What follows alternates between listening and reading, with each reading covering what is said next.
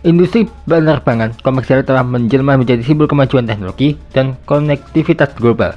Namun di balik kenyamanan dan kecepatan yang ditawarkan, sejarah penerbangan juga menyimpan catatan kelam berupa kecelakaan tragis yang merenggut ribuan nyawa. Tragedi ini bukan hanya meninggalkan duka, tetapi juga memicu reformasi besar dalam sistem keselamatan, prosedur pelatihan, dan keamanan bandara di seluruh dunia. Seperti dilansir laman penerbangan Aviazione 2Z Kamis 19 Juni, berikut adalah 10 kecelakaan pesawat paling mematikan dalam sejarah di dunia yang tidak hanya mengguncang hati, tapi juga mengubah wajah industri penerbangan secara permanen.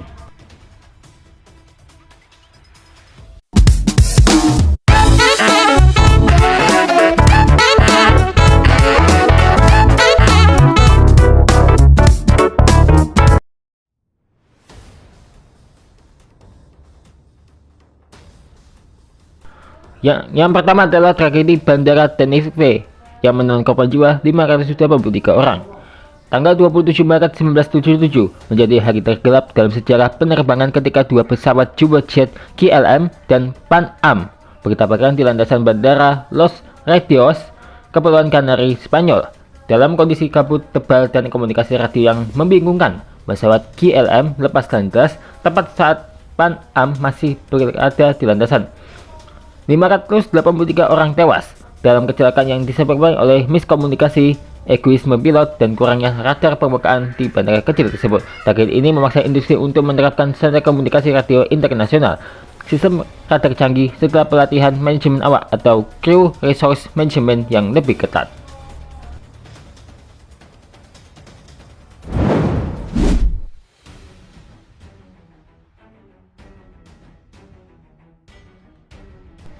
Di Jepang, terjadi kecelakaan maut Japan Airlines penerbangan 123, 520 orang meninggal. Kejadian terjadi pada tanggal 12 Agustus 1985. Pesawat Japan Airlines dengan rute Tokyo Osaka mengalami kerusakan fatal pada bagian belakang pesawat akibat perbaikan yang salah 7 tahun sebelumnya. Tekanan kabin pecah dan sistem kendali rusak total membuat Boeing 747 SR ini jatuh menabrak gunung Takamagahara setelah 32 menit perjuangan pilot mengendalikan pesawat. Tragedi ini merupakan kecelakaan pesawat tunggal paling mematikan sepanjang sejarah. Industri penerbangan kemudian meningkatkan standar inspeksi, teknik perbaikan struktur, dan pengawasan terhadap perusahaan pemeliharaan.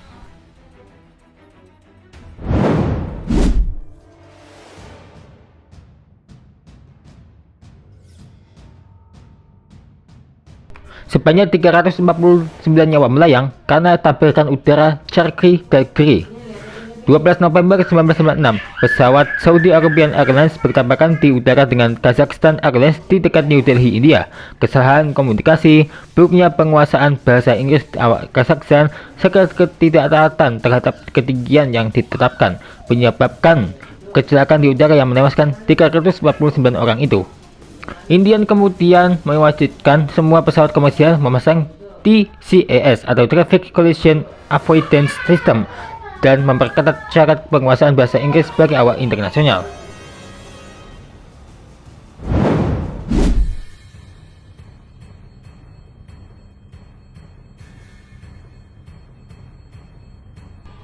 Selanjutnya, Saudi Arabian Airlines penerbangan 163 terbakar setelah mendarat.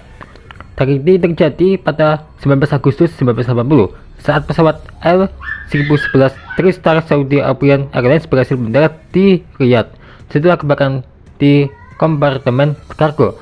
Sayangnya, karena evakuasi tak dilakukan segera, 301 orang di dalam pesawat meninggal akibat menghirup asap beracun. Kejadian ini memicu perbaikan besar dalam sistem pemadam kebakaran pesawat, prosedur evakuasi darurat, serta pemilihan kru dalam menghadapi kebakaran kabin.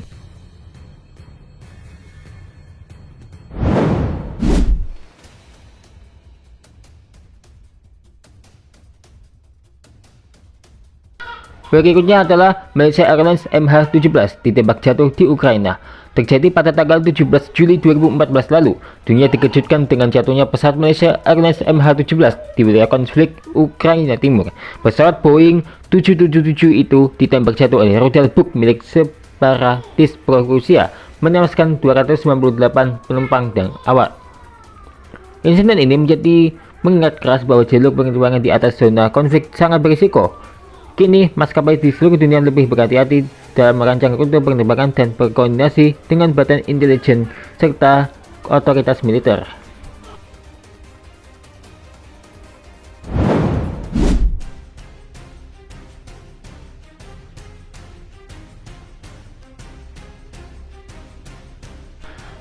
Iran Air 655 yang korban salah sasaran oleh militer Amerika Serikat. Salah satu insiden paling kontroversial terjadi pada tanggal 3 Juli 1988 ketika pesawat komersial Iran Air ditembak oleh kapal perang Amerika Serikat USS Vincennes yang mengira pesawat itu adalah jet tempur. Semua 290 orang di dalam pesawat itu tewas. Kejadian ini memicu perubahan besar dalam aturan keterlibatan militer dan kerjasama yang lebih erat antara otoritas sipil dan militer untuk mencegah kesalahan fatal serupa.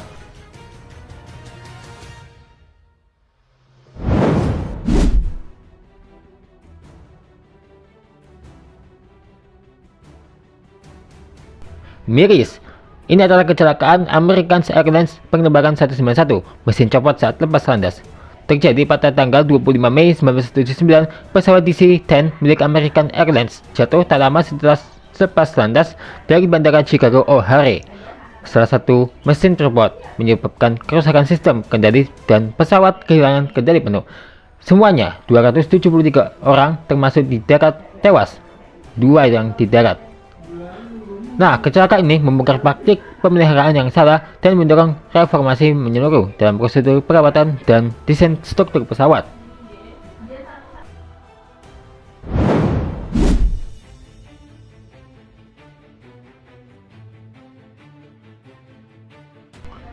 Berikutnya adalah bom Pan Am 103 di Lockerbie Lake di langit Skotlandia. 21 Desember 1988, pesawat Pan Am 103 hancur di udara setelah mau meledak di dalam bagasi, menewaskan 270 orang, termasuk 11 warga di daratan Skotlandia. Penyidikan mengarah ke Agen Intelijen Libya dan menyebabkan perubahan besar dalam sistem keamanan bandara, termasuk pemeriksaan bagasi lebih ketat, pencocokkan penumpang dengan bagasi, dan penguatan protokol anti-terorisme.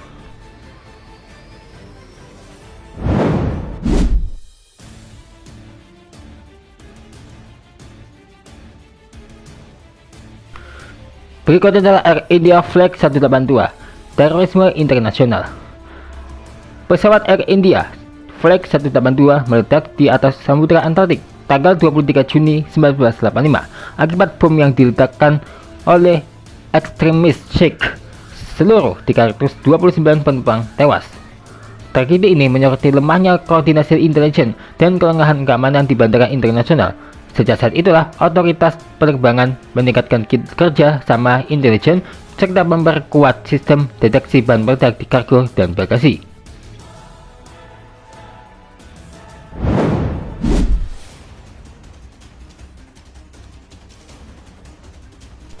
Berikutnya adalah Egypt Air penerbangan 990. Terjadi pada 31 Oktober 1999, pesawat Egypt Air Boeing 7671 ke Samudra Atlantik setelah lepas landas dari Bandara JFK, New York. Investigasi Amerika Serikat menunjukkan bahwa kopilot sengaja menjatuhkan pesawat yang menewaskan 217 orang. Meskipun pemerintah Mesir tidak setuju dengan kesimpulan ini, insiden tersebut membuka mata dunia tentang pentingnya pemeriksaan kesehatan mental pilot, keamanan kokpit, dan manajemen risiko psikologis awal penerbangan. Setiap kecelakaan di atas meninggalkan duka mendalam, namun juga menjadi katalis bagi perubahan besar dalam sistem keselamatan penerbangan global. Lewat tragedi, dunia belajar bahwa keselamatan penerbangan adalah hasil dari kombinasi teknologi canggih, pelatihan yang tepat, komunikasi efektif, dan kebijakan yang berpihak pada manusia.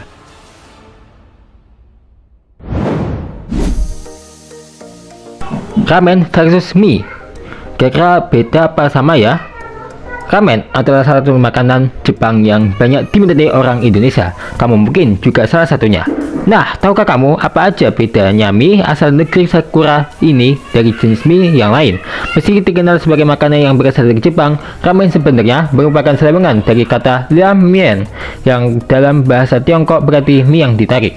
Istilah ini mengacu pada proses pembuatan ramen yang menggunakan adonan tepung terigu, lalu ditarik, barulah kemudian dipotong. Ramen adalah mie Jepang yang dengan beragam penyajian.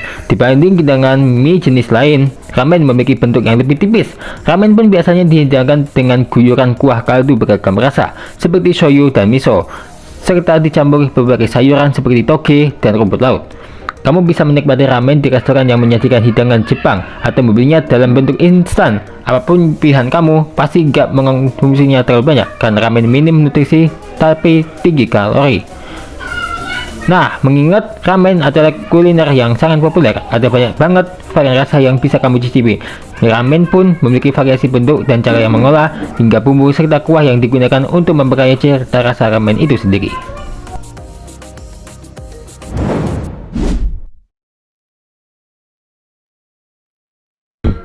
Nanti kita akan melihat beberapa seat last cave yang terbaik dan juga sangat luar biasa. Penasaran seatnya seperti apa? Ditunggu sesaat lagi ya.